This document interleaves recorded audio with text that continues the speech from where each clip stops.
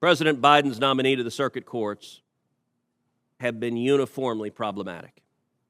One nominee, Gustavo Gelpi, has demonstrated record of activism from the bench and has routinely made comments that are in conflict with Canon 3A6 of the Code of Conduct of Federal Judges. Another nominee, Eunice Lee, has zero experience practicing in civil cases, yet was nominated to a court where 83% of the new appeals are civil.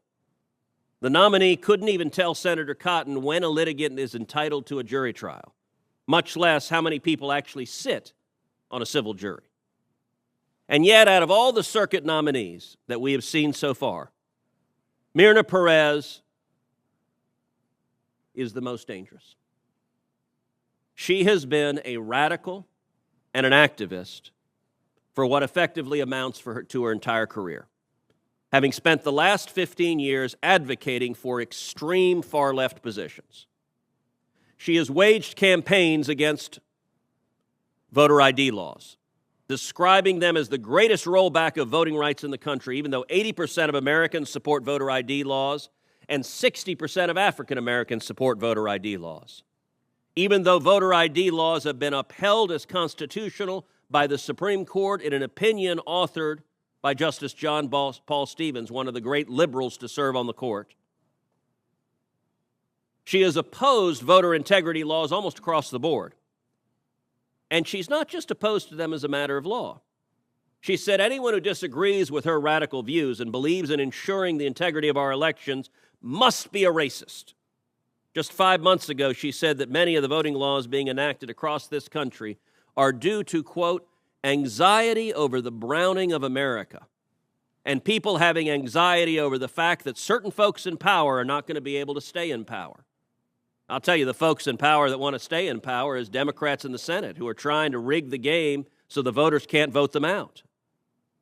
Ms. Perez is opposed to laws that would prohibit ballot harvesting, a practice that invites fraud and abuse. She went so far as to say the Democratic Party's challenge to an Arizona law prohibiting ballot harvesting was clear-cut, and that an amicus brief that I led on behalf of 11 senators supporting that common sense law was, quote, outrageous and dangerous. Supreme Court, thankfully, did not agree with Ms. Perez's left-wing views, and indeed, by a vote of 6-3, agreed with the position advocated in my amicus brief, which is that common sense bills prohibiting voter harvesting are constitutional. Ms. Perez has also argued the Constitution requires allowing felons to vote, even though the 14th Amendment explicitly in the text recognizes that states have the ability to prohibit felons from voting. So never mind what's in the Constitution, she's prepared to read it to mandate the policy outcome she wants, text be damned. Now, a shrewd observer may think, where have I heard all of these policy positions before? And the answer, of course, is S1, the Corrupt Politicians Act. If Ms. Perez is confirmed, she will be the judicial equivalent of a judge who will mandate the Corrupt Politicians Act. Never mind getting it through Congress. You may not have the votes in Congress, but if you put an activist judge on the bench, she can order the policy outcomes you like, never mind the law. Banning voter ID, you betcha she'd do it in a heartbeat. Requiring states to allow ballot harvesting, check. She's going to be there too. Allowing felons to vote, you betcha. Prohibiting voter integrity laws, 100%. And that's exactly what Democrats want on the bench. Democrats have a long history of trying to get through activist courts what they can't get through the democratic process. And that's what they're trying to do with Ms. Perez. They can't pass the Corrupt Politicians Act, so they're trying to do the next best thing, which is confirm a radical to the bench who will impose those policies from the bench. And the amazing thing is, Senate Democrats are not even hiding the fact that Ms. Perez has been nominated precisely because she will be a partisan from the bench. Senate Majority Leader Chuck Schumer, in a moment of raw honesty, went off script when introducing Ms. Perez at her hearing, and he said that he wants Ms. Perez on the bench because she will, quote, persuade fellow members of the Second Circuit to the righteousness of the causes that she will follow. Well, I appreciate Senator Schumer's candor. And if you were nominating someone to be a left-wing activist, this would be one heck of an endorsement. But this is damning for a judicial nominee. Chuck Schumer is telling Democrats this is going to be a righteous advocate of causes. Throw out all pretense of judicial objectivity. Throw out all pretense of following the law. She's going to be a left-wing activist. And it's not only Senator Schumer that has let slip Ms. Perez's political activism. Chairman Durbin praised an article she wrote entitled, quote, "The GOP Campaign to Make Elections Less Free." Chairman is nodding. He apparently thinks it's a good thing for federal judges to be blazingly partisan. Chairman Durbin said he would, quote, "gladly give her article as a speech from him personally on the floor of the Senate any day of the week." Mr. Chairman, I agree. You're a partisan Democrat. You're entitled to be a partisan Democrat. We shouldn't have judges that treat the judiciary like they're partisan Democrats. I will note Senator Leahy said a minute ago, the reason for Republicans' opposition is she's a woman. Now, call me crazy, but I seem to recall a hearing not that long ago for a judge named Amy Coney Barrett, who had extraordinary academic background, who had an extraordinary record, and who every Senate Democrat happily voted against, who Democrats on this committee asked Judge Barrett, "Have you ever sexually assaulted anyone?" That was a unique moment in the history of the Judiciary Committee. Democrats on this committee had previously said about her Catholic faith, the dogma lives loudly in this one. Now, I'm not going to suggest that that was because she was a woman, which is what Senator Leahy suggested of our concerns with this nominee. I'm going to suggest it's because Democrats want left-wing partisans on the bench, and Justice Barrett is not a left-wing partisan.